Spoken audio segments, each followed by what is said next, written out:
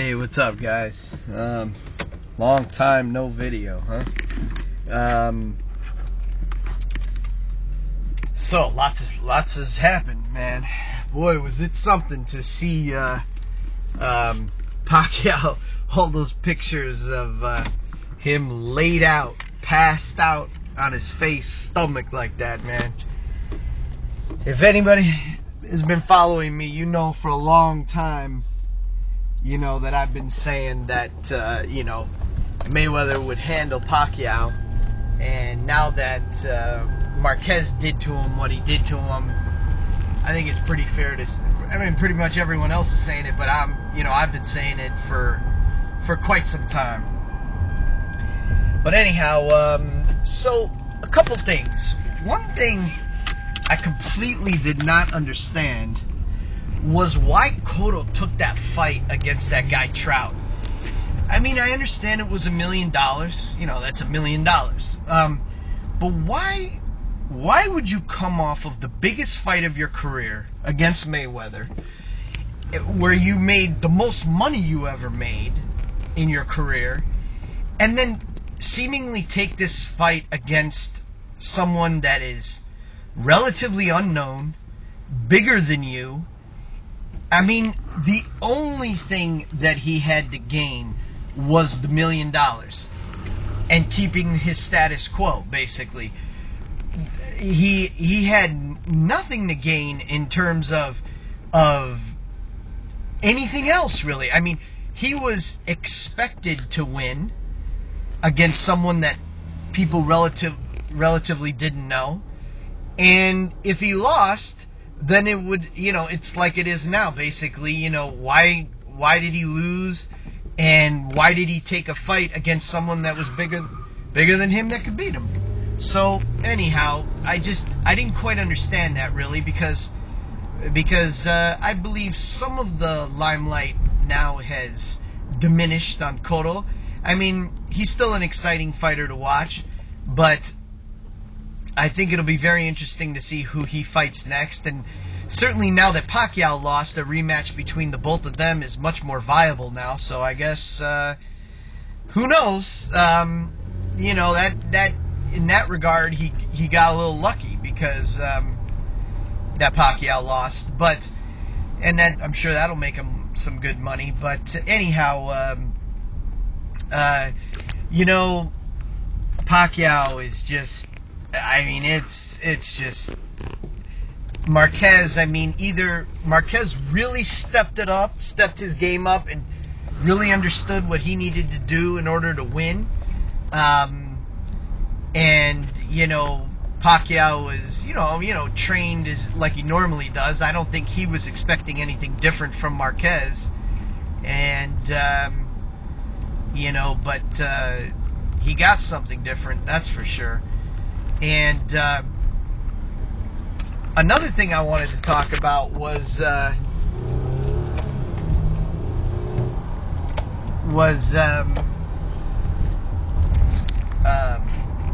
so Mayweather now. This is some real interesting stuff. I've been seeing some interviews with 50 Cent, on the internet, Curtis Jackson,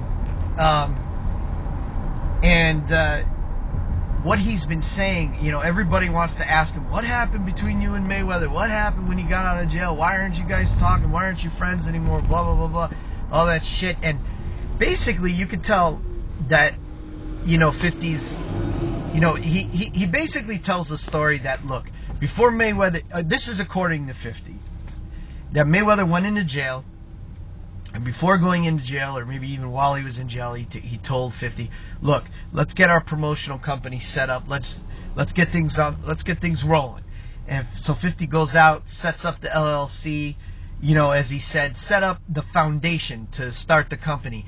And when Mayweather got out, I guess maybe he wasn't expecting 50 to go to the lengths that he did, but 50 was doing, sounds to me, and from what I know personally, like 50 was setting it up properly, to be legitimate. And I don't know if Mayweather understood 50's capacity to do that, or if he even understood that that's what needed to be done. But basically he didn't want to invest his portion of, I guess, his agreed percentage in the company. So 50 basically said, all right, I'm just going to do this without you now.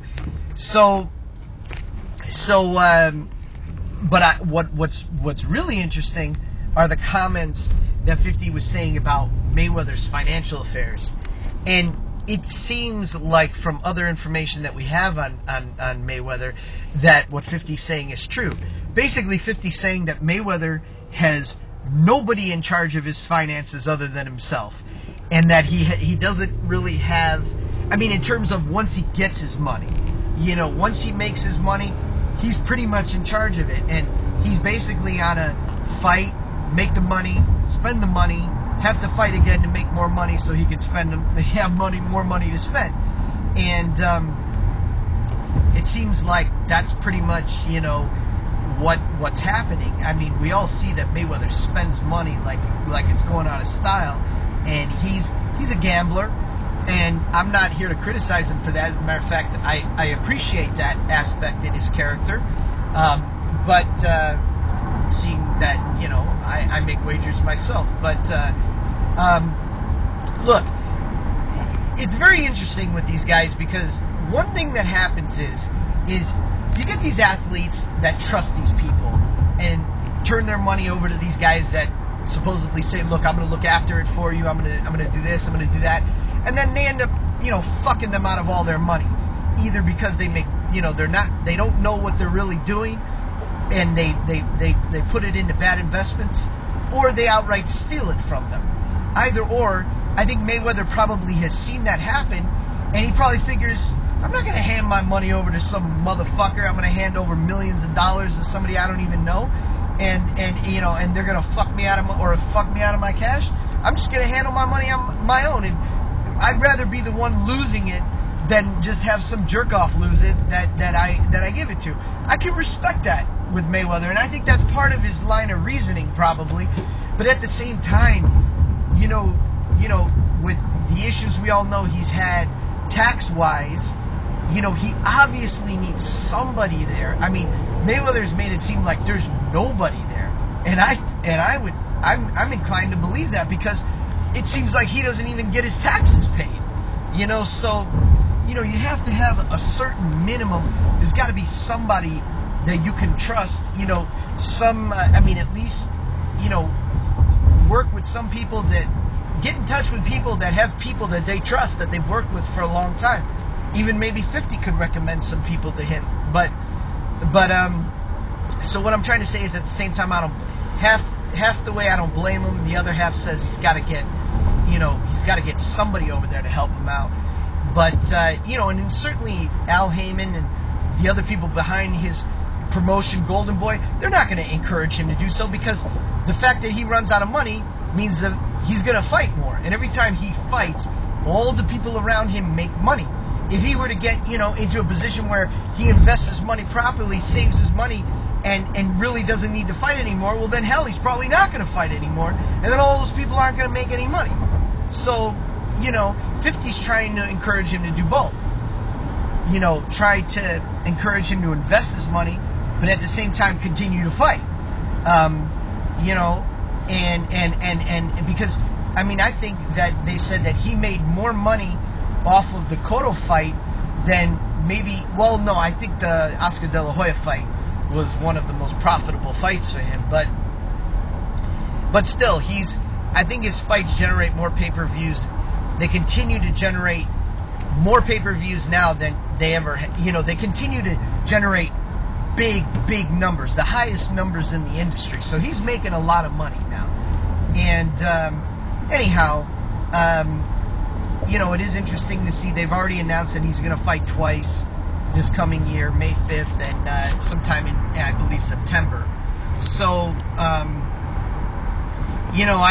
I think that, the likely opponents of Guerrero and Canelo, I'm going to, obviously, once it's announced officially who he's going to fight, I'll come back and do an official prediction. But from what I've seen, I'm pretty sure Mayweather knows how to handle, Guerrero's kind of a raspy, kind of volume hitter.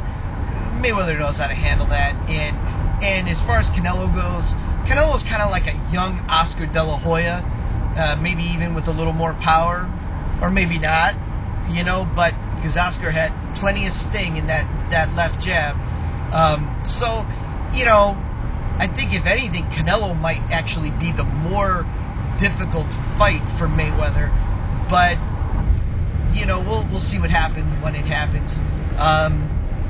But this all being said, after everything that's happened with Pacquiao, I think it only makes Mayweather. One thing Mayweather does know, or does have people informing him properly, is that I'm very happy that Mayweather never gave in to a 50-50 with Pacquiao, because it's obvious now, it's clear that he's deserving of the greater percentage of the purse, of the proceeds from a fight between them, because of his his undefeated record, and that his pay-per-view numbers are clearly better than Pacquiao's are. So he doesn't need Pacquiao, and but that's the way I see it. So boxing, I think this coming year, boxing's gonna look good. I also just saw that it's gonna be interesting. Lamont Peterson's gonna be back in the ring against Kendall Holt.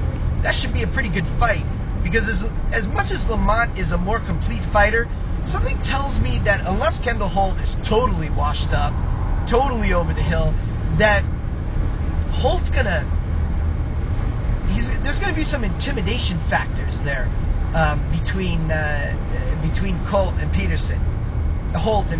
So I'm pretty excited for that fight, and that should be a good fight to watch. So as far as Amir Khan goes, I didn't even watch the fight, but everything that I read says that he pretty much went in there and did the same thing. He just beat a guy that's smaller than him, and they didn't really see too much change in his game as far as his defense went. I mean, I didn't see the fight, but that's what I was reading, and so we'll see. It should be an exciting year for fights. Out.